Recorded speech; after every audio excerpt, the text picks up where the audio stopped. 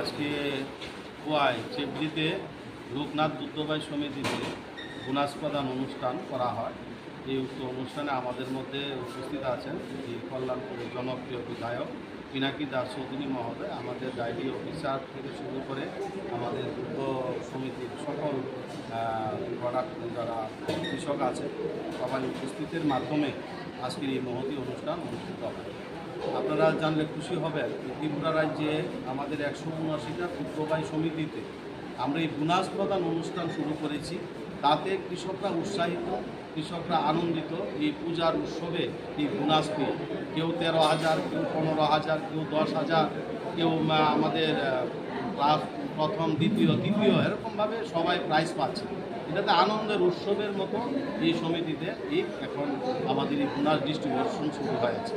মোদিজি নেতৃত্বে আমাদের বিকশিত ভারত, আত্মনির্ভর ভারতের যে ডাক দিয়েছেন, তাতে আজকে আমরা কিন্তু এগোচ্ছি বিকশিত ভারতের দিকে, আমরা আত্মনির্ভর ভারতের দিকে এগোচ্ছি।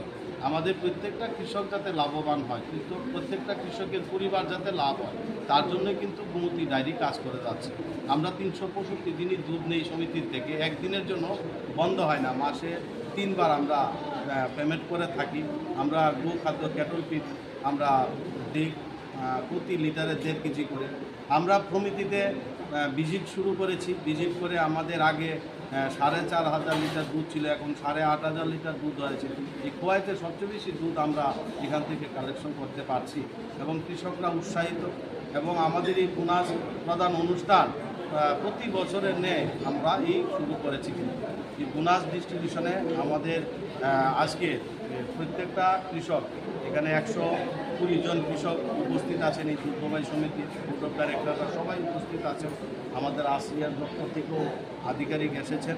তো আমি সকল কৃষকদের, এই এলাকার সকল অভিভাবকদের, এই এলাকাবাসীকে অনুরোধ করব, আপনারা দুগ্ধবাই সমিতিতে সামিল হন।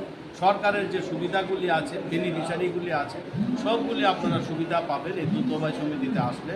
এবং আমরা যে সুবিধাগুলি দিয়ে থাকি, এই সুবিধা আগামী দিনে আরও বেশি করে সুবিধা হবে।